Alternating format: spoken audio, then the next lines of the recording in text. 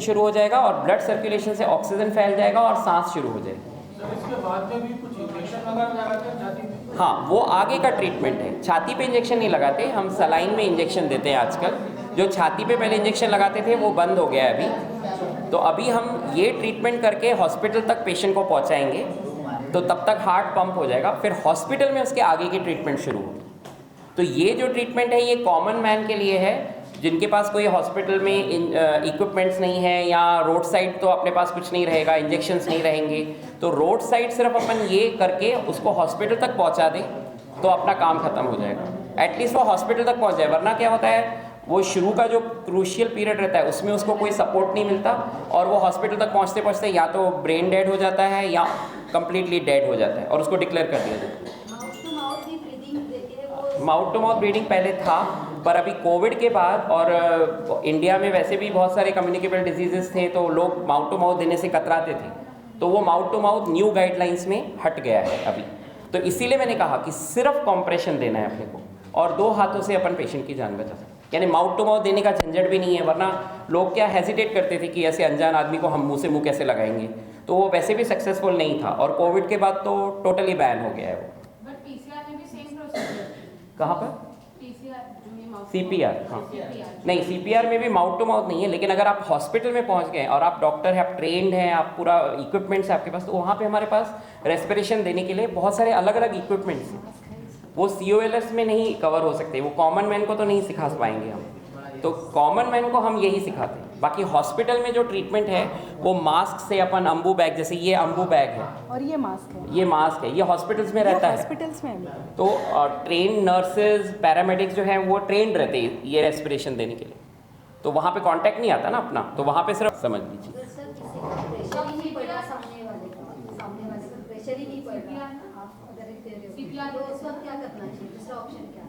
Pumping हो जाएगा, उतना आपको एफर्ट लेना पड़ेगा, इसीलिए 2-3 लोगों को बुला लीजिए, क्योंकि आप अगर अकेले कुछ नहीं कर पाते या आपको उतनी ताकत नहीं जम रही, तो आप दूसरे को बोलिए। अपने को टाइम ध्यान में रखना है, टाइम इज़ वेरी क्रिटिकल। जितना जल्दी हो सके ये पंपिंग शुरू हो सके पेशेंट की, तो अपने पास क्योंकि 5 से 10 मिनट का ही टाइम रहता है, अगर हार्ट पंप होना बंद हो गया तो 10 मिनट के अंदर हार्ट पंपिंग फिर से शुरू करने का प्रयास करना चाहिए, तब जाके सक्सेस ज़्यादा है पेशेंट के बचने की। रामदास जी सर, कई बार ऐसा होता है कि जब हार्ट किसी को भी अटैक आता है, हाँ। तो जनरली आदमी घबरा जाता है और आसपास के जो रिलेटिव होते हैं वो भी घबरा जाता है। ऐसे में उनको CPR का ट्रीटमेंट जानते हुए भी याद नहीं आता है, तो ऐसी सिचुएशन में क्या करना? ये तो अभी थोड़ा एफर्ट तो लेना ही पड़ेगा, इसीलिए मैं बोलता हूँ कि ये अगर ट्रेनिंग रही तो हिम्मत करके करना पड़ेगा, वरना व्हाट्सएप पे फ़ोटो खींचने के लिए तो अपन आ जाते हैं। तो उतनी संवेदनशीलता अपने आप में डेवलप करनी पड़ेगी कि अपन न घबरा के एटलीस्ट पेशेंट को जितना अपने को जमता है, जितना अपने को ये ट्रेनिंग आप ही जैसे कि आप ये याद रख लीजिए और आप ही अपने माध्यम से प्रचार करिए, तो ये सारे जो कन्फ्यूजन्स हैं, मिथ्स हैं, काफ़ी हद तक क्लियर हो जाएंगे। अभी पिछले 7-8 सालों से हम अपनी मुहिम छेड़ रहे हैं, तो 7-8 सालों में काफ़ी कुछ फ़र्क पड़ा है। हमको काफ़ी इंसिडेंसेस पता चलते हैं कि अरे मैंने वो ट्रेनिंग की थी, तो मैंने अपने पड़ोस में एक पेशेंट को थोड़ा सा मदद करने की कोशिश की, हमको फ़ोन्स आते हैं, हमको मैसेजेस आते हैं कि हमने ये किया, तो धीरे धीरे बदलाव आ रहा है और वो पैनिक सिचुएशन, कन्फ्यूजन सिचुएशन धीरे धीरे कम हो जाएगी। कम से कम कॉल फॉर हेल्प अगर वो करते हैं, हॉस्पिटल में अगर फ़ोन करते हैं, तो कई बार वो लोग भी बताते हैं कि आप ये सब करना शुरू कर दीजिए, और वो इंस्ट्रक्शंस देते हैं कि आप उनको फ्लैट सरफेस में लेटा के जब तक हेल्प नहीं आती आप उनको कॉम्प्रेशंस शुरू करें। ऐसे वो भी आपको प्रॉम्प्ट्स दे सकते हैं जब आप कॉल फॉर हेल्प के लिए हॉस्पिटल में या नियर बाय मेडिकल सर्विसेज में फ़ोन करते हैं। रामदास जी सर, ये तो हो गया हार्ट अटैक आने के बाद का प्रक्रिया। मैं आपसे ये जानना चाहूँगा कि हार्ट अटैक ना आए इसके लिए क्या करना चाहिए? इसके लिए तो पूरा लाइफस्टाइल मॉडिफिकेशन करना पड़ेगा अपने को, जैसे कि अपने बैलेंस्ड एक्सरसाइज करिए, बैलेंस डाइट खाइए, और जो स्ट्रेस जिस चीज़ों से होता है उस स्ट्रेस को कम करने की कोशिश करें, क्योंकि स्ट्रेस आजकल बहुत इम्पॉर्टेंट रीज़न हो गया है सारे हार्ट के प्रॉब्लम्स का।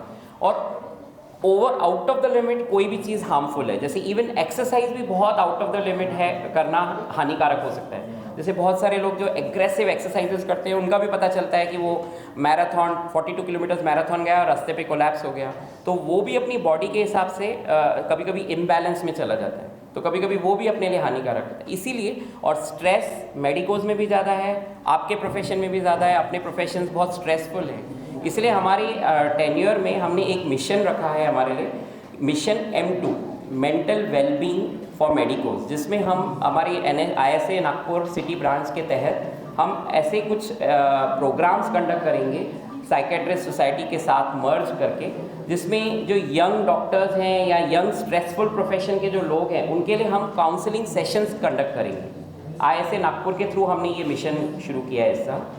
तो जैसे कि अभी अपन अपने इम्पॉर्टेंट इवेंट पे शुरू करते हैं, जैसे हमारा अभी इंस्टॉलेशन सेरेमनी है 7 दिसंबर IMA hall JR Shaw auditorium में 7 PM सैटरडे को, जिसमें हमारी न्यू टीम का इंस्टॉलेशन सेरेमनी होने वाला है, जिसमें मैं उमेश रामतानी प्रेसिडेंट के तौर पे इंस्टॉल होने वाला हूँ। डॉक्टर अंजलि बोरकर जो प्रोफेसर DMMC नागपुर हैं वो ऑनरी सेक्रेटरी के पोस्ट पर इंस्टॉल होने वाले हैं। डॉक्टर सोनाली भगत जो एसोसिएट प्रोफेसर IGMC हैं वो ऑनरी ट्रेजरर के इस पे इंस्टॉल होने वाले हैं। और हमारी टीम के बाकी सदस्य हैं, जैसे डॉक्टर सचिन माकड़े हैं वो प्रेसिडेंट इलेक्ट रहेंगे, डॉक्टर विशाली अंकलवार हैं जो जॉइंट सेक्रेटरी रहेंगी, इमीडिएट पास प्रेसिडेंट डॉक्टर गौरी अरोरा रहेंगे, इमीडिएट पास सेक्रेटरी डॉक्टर दिलीप वासनिक रहेंगे, और एग्जीक्यूटिव टीम रहेगी जिसमें स्पेशल एग्जीक्यूटिव मेंबर डॉक्टर किरण व्यवहारे रहेंगे, और 8 एग्जीक्यूटिव मेंबर्स की स्ट्रॉन्ग टीम है जिसमें डॉक्टर कीर्ति गुजरकर हैं, डॉक्टर श्वेता बुले हैं, डॉक्टर भुवनेश्वरी है, और बाकी के नाम वो आपको जो प्रेस नोट दिया है उसमें सारे नाम लिखे हुए हैं, वो हमारी पूरी एग्जीक्यूटिव टीम है। तो इंस्टॉलेशन सेरेमनी के लिए जो चीफ गेस्ट आ रहे हैं वो डॉक्टर जे बाला वेंकट सुब्रमण्यन हैं, वो नेशनल एनेस्थीसिया सोसाइटी के प्रेसिडेंट हैं, वो गंगा क्रिटिकल केयर कोयम्बतूर के डायरेक्टर भी हैं, वो कोयम्बतूर से ऑल द वे हमारे लिए इंस्टॉलेशन सेरेमनी के लिए आ रहे हैं।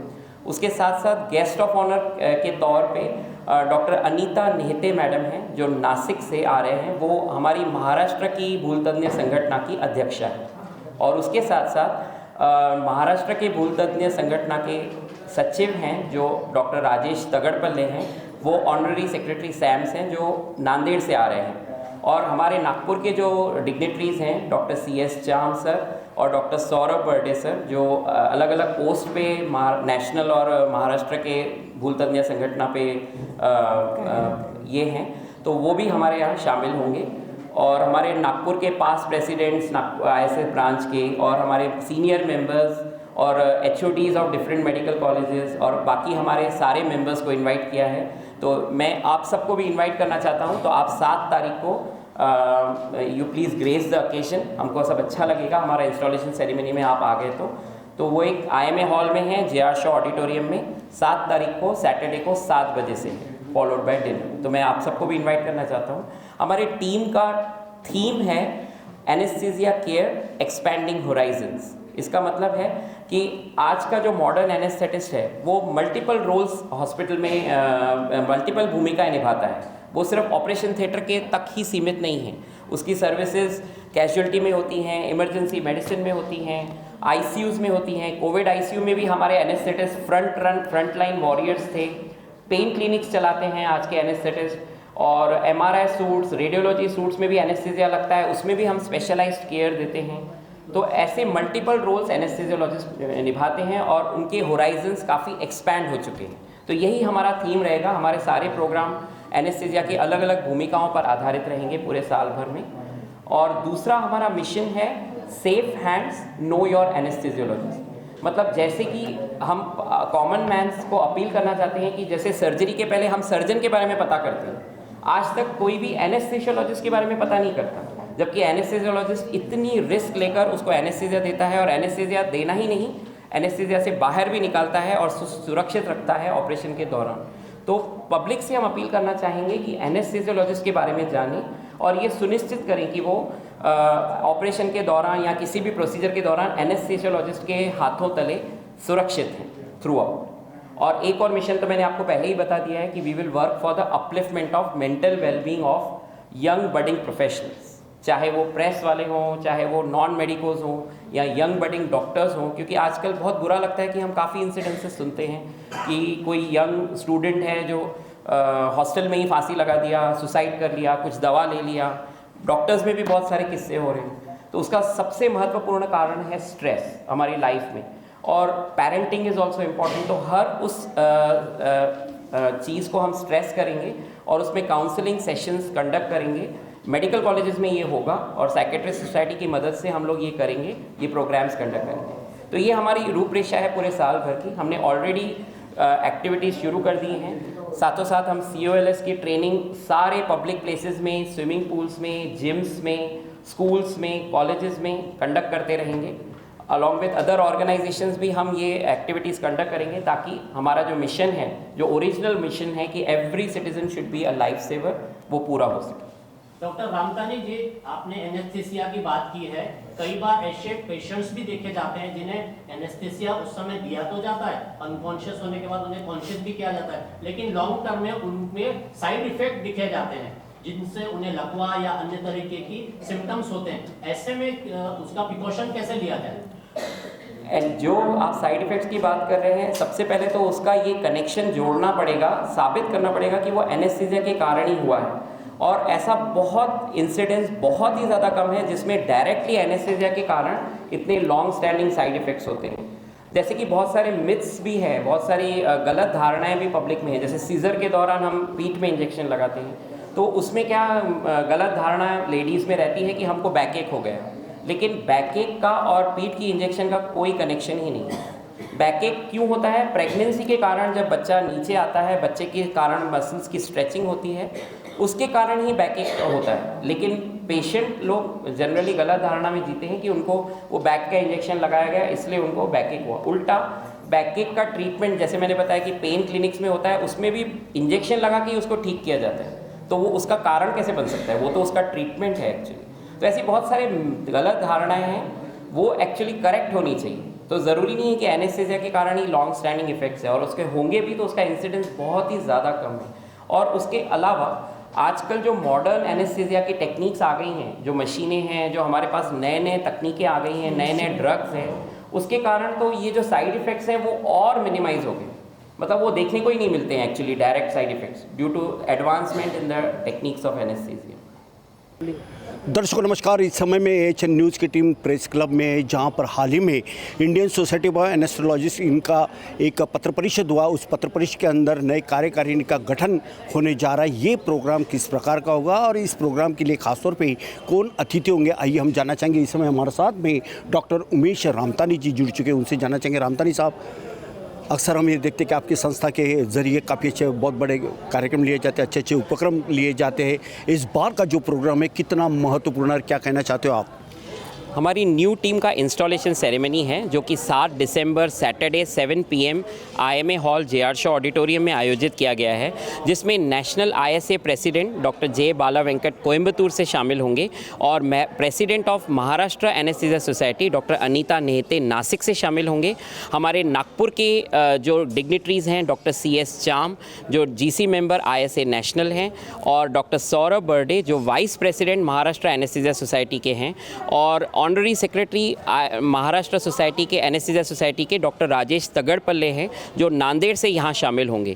तो ये इंस्टॉलेशन सेरेमनी बहुत महत्वपूर्ण है, जिसमें मैं प्रेसिडेंट के पोस्ट पर इंस्टॉल होऊंगा, और मेरे साथ डॉक्टर अंजलि बोरकर हैं जो ऑनररी सेक्रेटरी के पोस्ट पर इंस्टॉल होंगे, डॉक्टर सोनाली भगत हैं जो ऑनररी ट्रेजरर के पोस्ट पर इंस्टॉल होंगे, और मेरी सारी टीम रहेगी जिसमें एग्जीक्यूटिव मेंबर्स रहेंगे, जॉइंट सेक्रेटरी रहेंगे, प्रेसिडेंट इलेक्ट रहेंगे, डॉक्टर श्वेता बुले उसमें से एक एग्जीक्यूटिव मेंबर रहेंगे। हमारी पूरी टीम बहुत एंथुसियास्टिक है और उसमें हम नए नए उपक्रम करेंगे, नए नए ट्रेनिंग सेशंस करेंगे, एकेडमिक्स करेंगे, और सोसाइटी का और हमारे जो मेडिकल फ्रेटर्निटी का उसमें बहुत फ़ायदा होगा। हमारा ये मुहिम रहेगा कि हम पब्लिक के लिए भी काफ़ी कुछ करें, जैसे हम ये लाइफ सेविंग स्किल्स का ट्रेनिंग कंडक्ट करेंगे, पब्लिक प्लेसेस पे सबको प्रशिक्षण देंगे ताकि वो हर इंसान लाइफ सेवर बन जाए और 2 हाथों से ज़िंदगियां बचाता रहे। बिल्कुल बिल्कुल, ज़िंदगी बचाना एक सबसे बड़ी महत्वपूर्ण बात होती है। ज़िंदगी हर किसी के यूं ही नहीं बर्बाद होना चाहिए, बल्कि ज़िंदगी के साथ भी, ज़िंदगी के बाद भी। ये मात्र किसी एक कंपनी का डायलॉग नहीं, बल्कि ये उन डॉक्टर लोगों का है जो मरीजों के लिए हर दिन हर प्रयास करते रहते हैं उनकी जान बचाने के लिए, क्योंकि आखिरकार डॉक्टर को भगवान का दर्जा जो दिया गया है। इस समय हमारे साथ में बोरकर मैडम भी है, उनसे जानना चाहेंगे। बोरकर मैडम, नए नए छात्र छात्राएँ आते हैं, उनके लिए ये कितना प्रशिक्षण या ये जो कामकाज जो होने वाला कितना महत्वपूर्ण होगा? जो प्रशिक्षण आप कोल्स की बात कर रहे हैं वो हाँ, तो ये एक लाइफ सेविंग प्रोसीजर है, एक लाइफ सेविंग टेक्निक है। ये हम सिर्फ डॉक्टर्स को ही नहीं आना चाहिए, क्योंकि डॉक्टर हर जगह नहीं रहता है।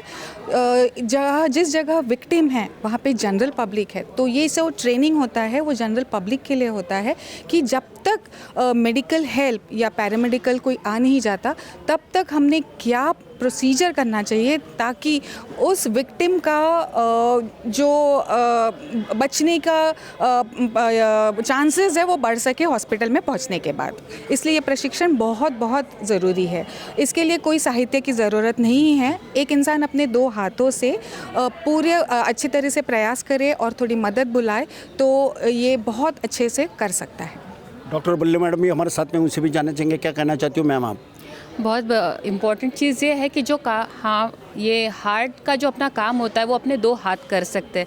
जो हार्ट है कॉम्प्रेस होता है, रिलैक्स होता है, वो हमारा हार्ट काम करना बंद कर देता है, इसीलिए हम हाथ के ज़रिए वो हार्ट का काम करते हैं। इसमें टेक्निक अलग अलग होते हैं, जैसे बच्चों के लिए 2 फिंगर से कॉम्प्रेशन देना पड़ता है, बड़ों के लिए दोनों हाथों का यूज़ करना पड़ता है। बिल्कुल भगत मैडम, हमने देखा कि पत्र परिषद के दरमियान आपने जो एक डेमो जो दिया काफ़ी महत्वपूर्ण था। मुझे ये बताएं कि अगर एनेस्थीसिया देना ये मरीजों के लिए कितना महत्वपूर्ण होता है? एनेस्थीसिया देना तो मरीज़ के लिए ज़रूरी है, उसके सिवा सर्जरी हो नहीं सकती है। और एनेस्थीसियोलॉजिस्ट हर चीज़ में आजकल स्किल्ड है। जैसे कि रामतानी सर ने बताया कि हमारा वन ऑफ द ये है थीम है इस बार की कि anaesthesiologist role of anaesthesiologist expanding horizons. मतलब एनेस्थीसियोलॉजिस्ट सिर्फ ओटी में ही काम नहीं कर रहा है, तो ओटी के बाहर भी काम कर रहा है। जैसे कि लेबर एनाल्जेसिया दे रहा है, उसके बाद में पेन फिजिशियन करके वो काम कर रहा है, आईसीयू सेटअप में इंटेंसिव केयर में वो काम कर रहा है। उसके अलावा नोरा मतलब नॉन ऑपरेटिंग रूम एनेस्थीसिया, जैसे एमआरआई, सीटी स्कैन, ऐसी जगह पर भी एनेस्थीसियोलॉजिस्ट काम कर रहा है। बिल्कुल, और ये जो कामकाज है यही एक महत्वपूर्ण बात है कि आज हम देखते हैं कि भारतवर्ष में कई ऐसे मरीज हैं, हर किस्म के मरीज पाए जाते हैं, चाहे कैंसर के हो, चाहे टीबी के हो, या फिर किसी महिला की प्रसूति क्यों ना हो, उनमें एनेस्थीसिया देना, जो एनेस्थेटिक रहते हैं उनका काफ़ी महत्वपूर्ण रोल होता है। और ये देना इसलिए ज़रूरी होता है क्योंकि मेजर और थोड़े माइनर भी जो ऑपरेशंस होते हैं वो सुचारू ढंग से हो और पेशेंट को किसी भी प्रकार की कोई भी बाधा उत्पन्न न हो और वो जल्द से जल्द ठीक हो, और डॉक्टर जो टीम रहती है उनकी काफ़ी अच्छी ट्रीटमेंट उसके ऊपर में हो। इसलिए ये सब कामकाज होता है और इसी को लेके एक बहुत बड़ा प्रोग्राम IMA हॉल में आने वाले 7 तारीख को इस संस्था के माध्यम से लिया गया है और तमाम शहर के नागरिकों ने उस प्रोग्राम में आना चाहिए। ऐसे आह्वान इस समय में चाहे फिर डॉक्टर उमेश रामतानी जी हो, बोरकर मैडम हो, भगत मैडम हो या बल्ले मैडम हो, इन्होंने दर्शकों से यह आह्वान किया है। नागपुर के प्रेस क्लब से वीडियो जर्नलिस्ट दिनेश के साथ संजय मिरे, HN न्यूज़ नागपुर। अरे वाह, पिकनिक की तैयारी? अब बेटा हम ठहरे डायबिटीज के पेशेंट, इस उम्र में पिकनिक वगैरह तो ना हो पाएगा, ज्यादा बैठने से पैरों में सूजन भी। तो फिर इतनी सारी दवाई क्यों? 90% ऑफ डायबिटिक पेशेंट की शुगर सिर्फ अप्रोप्रिएट डाइट थेरेपी से कंट्रोल की जा सकती है। अच्छा, अब क्या करें?